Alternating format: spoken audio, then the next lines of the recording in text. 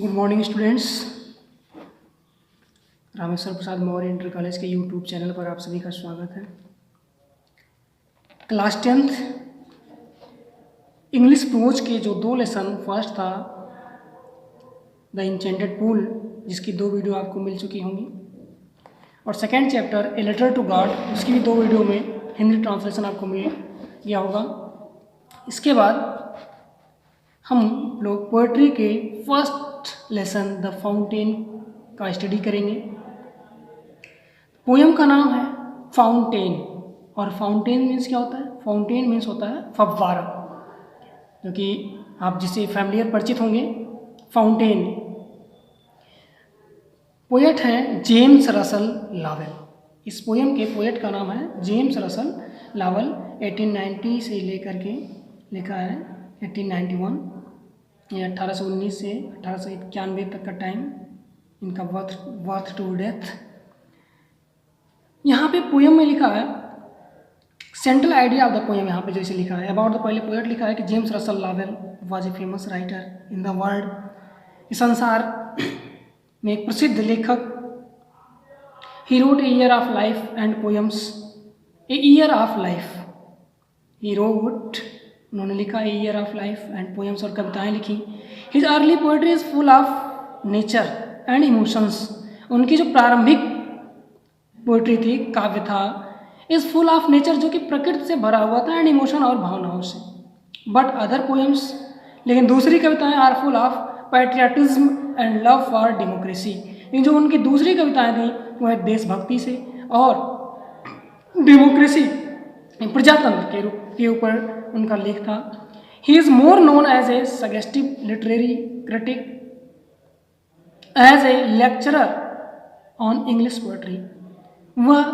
He is more known, वह बहुत अधिक जाने जाते थे एज ए सजेस्टिव, सलाहकार, लिटरेरी क्रिटिक यानी कि साहित्य के आलोचक के सलाहकार के रूप में, एंड एज ए लेक्चरर, और एक प्रवक्ता के रूप में ऑन इंग्लिश पोएट्री, इंग्लिश काव्य के। नेक्स्ट आता लिखा है central idea of the poem, कविता का केंद्रीय विचार। ये पोयम किन भावनाओं को लेकर के लिखी गई है? लिखा है the fountain is a very inspiring poem, बहुत ही प्रभावित करने वाली कविता है। The poet describes the fountain in 3 different aspects. कविता को यानी कि इस पोयम को 3 डिफरेंट एस्पेक्ट्स यानी कि 3 अलग पहलुओं में इसका वर्णन करते हैं। In the sunshine it is bright, सूर्य के प्रकाश में यह चमकदार होता है। एंड अपवर्ड लिपिंग, और ऊपर की ओर उछलता है।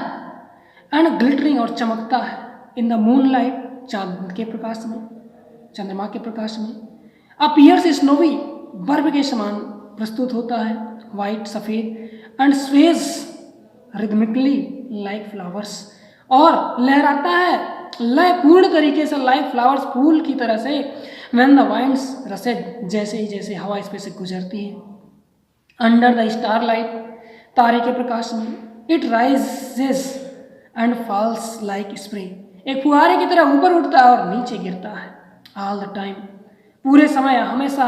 It is the cheerful and lively, यह हमेशा प्रसन्नतादायक या प्रसन्नतापूर्ण एंड लाइवली और सजीव रहता है।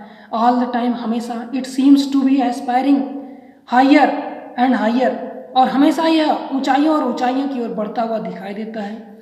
The poet wishes to learn these qualities of freshness, कवि कामना करते हैं टू लर्न, सीखना, दीज क्वालिटीज, इन गुणों को, ऑफ फ्रेशनेस, ताजगी की, चेंज, फिटनेस, और अपने फिटनेस यानी सक्रियता को बदलते हुए स्वरूपों में, कॉन्स्टेंसी एंड एस्पायरिंग यानी लगातार जो नियमितता है, aspiring Prerna, from the fountain, फव्वारे से, यानी कि कभी कामना करते हैं कि फव्वारे के जो गुण हैं, फ्रेशनेस, चेंज, फिटनेस, कॉन्स्टेंसी और एस्पायरिंग की, वे हमारे अंदर भी आ जाएं, हम भी इससे प्रेरणा लेकर के ये सारी चीज़ें सीखें।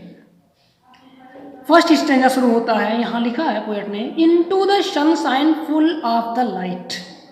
इनटू द सनशाइन, सूर्य के प्रकाश में। इनटू द सनशाइन मीन्स सूर्य के प्रकाश में।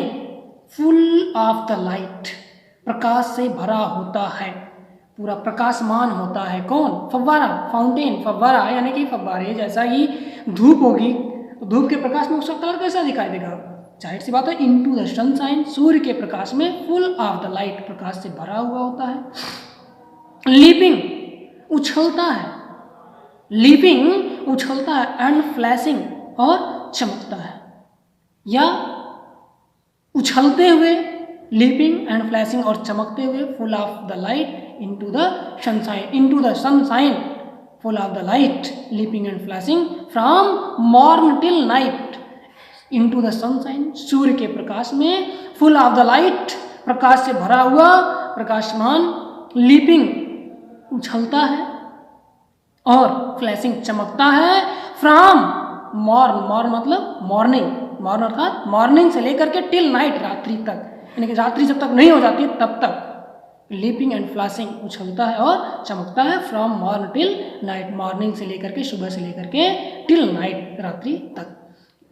एक बार फिर से रिपीट करेंगे, इनटू द सनशाइन, सूर्य के प्रकाश में, फुल ऑफ द लाइट, प्रकाश से भरा हुआ, लीपिंग उछलता है, एंड फ्लैशिंग और चमकता है, from morn till night, morning सुबह से लेकर के रात तक।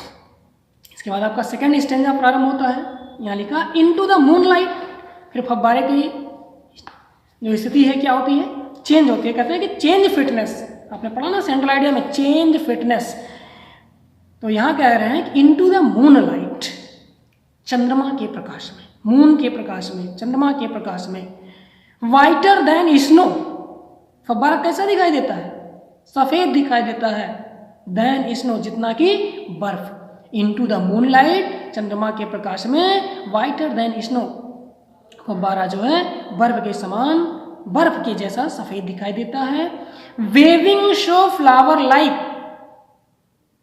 वेविंग लहराता है, शो फ्लावर लाइक यानी कि जिस तरह से फूल लहराता है, व्हेन द वाइंड्स ब्लो, जब हवा ब्लो करती है, हवा बहती है, हवा जब चलती है तो जिस तरह से फूल लहराता है उसी तरह से ये फव्वारा भी लहराता है। कब? इनटू द मूनलाइट, मूनलाइट यानी कि चंद्रमा के प्रकाश में। अर्थात फिर से देखेंगे, इनटू द मूनलाइट, चंद्रमा के प्रकाश में, whiter than snow, than snow यानी बर्फ के समान सफेद दिखाई देता है, वेविंग शो फ्लावर लाइक, फूल के समान लहराता है, व्हेन द वाइंड्स ब्लो, जब हवा ब्लो करती है, चलती है। फिर इसके बाद चेंज फिटनेस में तीसरी फिटनेस क्या कर रहे हैं? इनटू द स्टारलाइट, स्टारलाइट अर्थात तारे के प्रकाश में, rushing and spray, rushing, rush मतलब क्या होता है? भागना, आगे की ओर बढ़ना, स्प्रे, स्प्रे फुहारे, फुहारे के रूप में बढ़ता है। Happy at midnight, happy by day, happy at midnight, midnight में भी क्या रहता है? प्रसन्न रहता है। हैप्पी बाय डे, दिन में भी प्रसन्न रहता है, यानी कि हर स्थिति में वो कैसा रहता है? प्रसन्न रहता है। चाहे मिडनाइट हो तब भी प्रसन्न है, डे है तब भी प्रसन्न है। इनटू द स्टारलाइट, तारे के प्रकाश में, रशिंग इन स्प्रे यानी फुहारे के रूप में आगे बढ़ता है। हैप्पी एट मिडनाइट, मध्य रात्रि में भी प्रसन्न रहता है। हैप्पी बाय डे, और दिन में भी प्रसन्न रहता है। फिर नेक्स्ट संज्ञा में क्या लिखा है? इवर इन मोशन, हमेशा, इन मोशन, मोशन में होता है गति में, हमेशा गति में, ब्लिथसम एंड चेरी, ब्लिथसम प्रसन्न रहता है, प्रसन्नता के शब्द है, ब्लिथसम मीन्स आया है प्रसन्नता के लिए, एंड चेरी मतलब ये होता है प्रसन्नचित रहना, प्रफुल्लित रहना। इवर इन मोशन, हमेशा इन मोशन गति में ही वह प्रसन्न रहता है, प्रफुल्लित रहता है। Still climbing heaven world, heaven world मतलब स्वर्ग की ओर, आकाश की ओर, ऊंचाइयों की ओर, स्टिल क्लाइंबिंग बढ़ते हुए, बढ़ता रहता है, बढ़ता रहता है। नेवर ए वेरी, कभी भी नहीं, ए वेरी, वेरी मीन्स होता है थकान, बिना थके हुए भी, थके हुए यानी कि वह कभी थकता नहीं है, कभी कभी भी बिना थके ही, स्टिल क्लाइंबिंग हेवन वर्ल्ड, हमेशा वह स्वर्ग की ओर यानी कि आसमान की ओर, ऊंचाइयों की ओर बढ़ता रहता है। इवर इन मोशन, और हमेशा गति में, ब्लिथसम एंड चेरी प्रसन्न रहता है और प्रफुल्लित रहता है। फिर से एक बार देखेंगे, इवर इन मोशन, इन मोशन यानी कि हमेशा गति में, ब्लिथसम प्रसन्न रहता है, एंड चेयरली प्रफुल्लित रहता है, स्टिल क्लाइंबिंग हेवनवर्ड, और हमेशा वह हेवनवर्ड ऊंचाइयों की ओर बढ़ता रहता है, नेवर ए वेरी, और कभी भी थकता नहीं है, बिना थके हुए ही हमेशा वह ऊंचाइयों की ओर बढ़ता रहता है। इसके बाद नेक्स्ट स्टेंजा आपका आता है glad of all weather. All weather glad यानी कि सभी मौसम में, वेदर मीन्स सभी मौसम में प्रसन्न रहता है। स्टिल सीमिंग बेस्ट, हमेशा वह अच्छा दिखाई देता है। अपवर्ड और डाउनवर्ड मोशन दाई रेस्ट, दाई यानी शब्द है फव्वारे के लिए, मोशन गति, अपवर्ड और डाउनवर्ड, अपवर्ड यानी ऊपर की ओर, और डाउनवर्ड अथवा नीचे की ओर, ऊपर की ओर जाना या नीचे की ओर गिरना, मोशन या गति करना, दाई रेस्ट यही इस फव्वारे का रेस्ट है, यही आराम है। ग्लैड ऑफ ऑल वेदर, सभी मौसम में प्रसन्न रहता है। स्टिल सीमिंग बेस्ट, और हमेशा वह अच्छा दिखाई देता है। अपवर्ड और downward motion thy rest, upward ऊपर की ओर जाना या नीचे की ओर गिरना ही की ओर गति करना ही फव्वारे का आराम है। नेक्स्ट स्टेंजा है full of A nature, nothing can time, full of nature, nature शब्द यहाँ पे आया प्रकृति के लिए। इस पूरे प्रकृति में, ये जो फुल ऑफ ए नेचर यानी पूरी जो प्रकृति है, इस पूरी प्रकृति में नथिंग कैन टेम, कुछ भी नहीं, कैन टेम, टेम मतलब होता है पालतू बनाना, कुछ भी कोई भी उसको पालतू नहीं बना सकता, यानी कि वो किसी की बिडिंग पर नहीं काम करता है। फव्वारा जो किसी के यानी कि टेम किसी का पालतू नहीं है कि जैसा को वैसा करे। चेंज एवरी मूवमेंट, प्रतिपल प्रतिक्षण हर पल बदलता रहता है। ईवर द सेम, फिर समान हो जाता है, हमेशा प्रतिपल बदलता रहता है, फिर वही समान हो जाता है। फुल ऑफ ए नेचर, पूरे प्रकृति में, नथिंग कैन टेम, कोई वैसे पालतू नहीं बना सकता है। चेंज एवरी मूवमेंट, चेंज परिवर्तित होता है, एवरी मूवमेंट प्रतिपल, एवर द सेम, और फिर वह एक समान हो जाता है।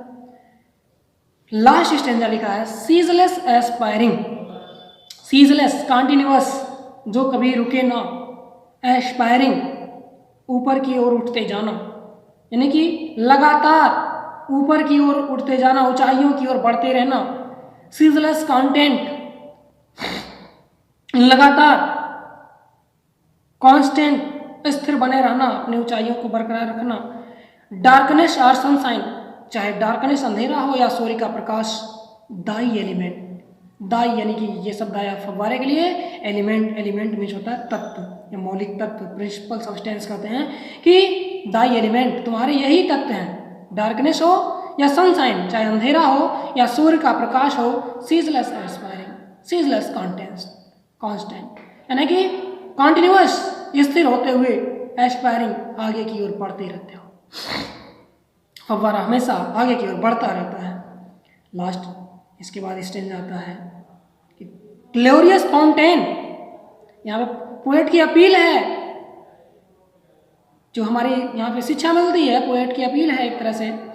ग्लोरियस फाउंटेन, शानदार फव्वारे, let my heart be, let my heart be, मेरे हृदय में समाहित हो जाओ, मेरे हृदय में समाहित हो जाओ, मेरे हृदय में मिल जाओ।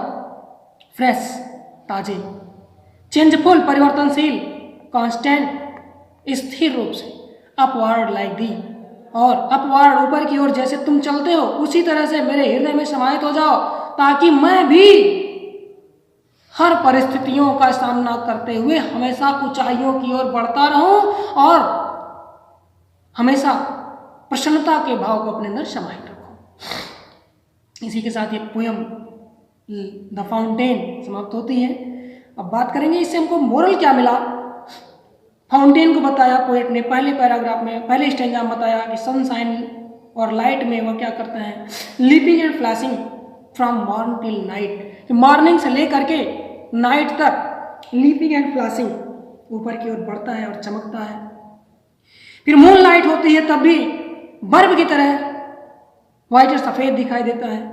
वेविंग सो फ्लावर लाइक, फूलों की लहर की तरह लहराता है जब हवा बहती है, और तारे के प्रकाश में आगे की ओर फुहारे के रूप में आगे की ओर बढ़ता है। Happy at midnight, happy by day, और दिन हो या रात्रि हमेशा प्रसन्न रहता है, ग्लैड ऑफ ऑल वेदर, सभी मौसम में प्रसन्न रहता है, खुश रहता है, स्टिल सीमिंग बेस्ट, और हमेशा बेस्ट दिखाई देता है। अपवर्ड और डाउनवर्ड मोशन बाय रेस्ट, ऊपर की ओर उठना और नीचे की ओर गिरना, यही उसका रेस्ट है, आराम है। फिर पोएट कहते हैं फुल ऑफ ए नेचर, पूरे प्रकृति में नथिंग कैन टेम, कोई भी उसको पालतू नहीं बना सकता। चेंज एवरी मूवमेंट, जो प्रतिपल बदलता रहता है और फिर सेम एक समान रहता है, अपने मूल स्वरूप में आ जाता है। सीजलेस एस्पायरिंग, लगातार कंटिन्यूसली ऊपर की ओर आगे की ओर बढ़ते रहना, सीजलेस कांस्टेंट, और लगातार अपने ऊंचाइयों पर स्थिर रहना। डार्कनेस और सनशाइन, चाहे अंधेरा हो या सूर्य का प्रकाश, द एलिमेंट, यही आप तुम्हारे तत्व हैं। तो यहाँ अपील क्या करते हैं, यहाँ पे शिक्षा क्या मिलती है कि यानी कि प्रार्थना करते हैं कि ग्लोरियस फाउंटेन, भव्य सवारे, लेट माई हार्ट बी, कि मेरे हृदय में समाहित हो जाओ।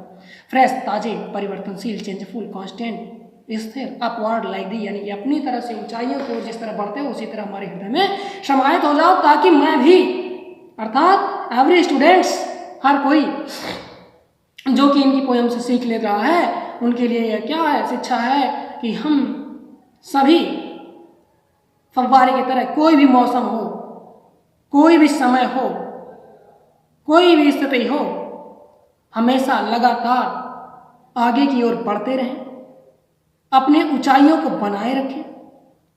कठिनाइयाँ या समस्याएं, बाधाएं कितनी ही क्यों ना हो, हमें हमेशा बेस्ट और एवरी वेदर में ग्लैड, अपने आप को यानी प्रसन्नचित और प्रफुल्लित प्रस्तुत करना है और हमेशा ऊंचाइयों की ओर आगे बढ़ना है। इसी के साथ आपकी पोएट्री की जो फर्स्ट पोएम है द फाउंटेन, यहीं पे समाप्त होती है। धन्यवाद।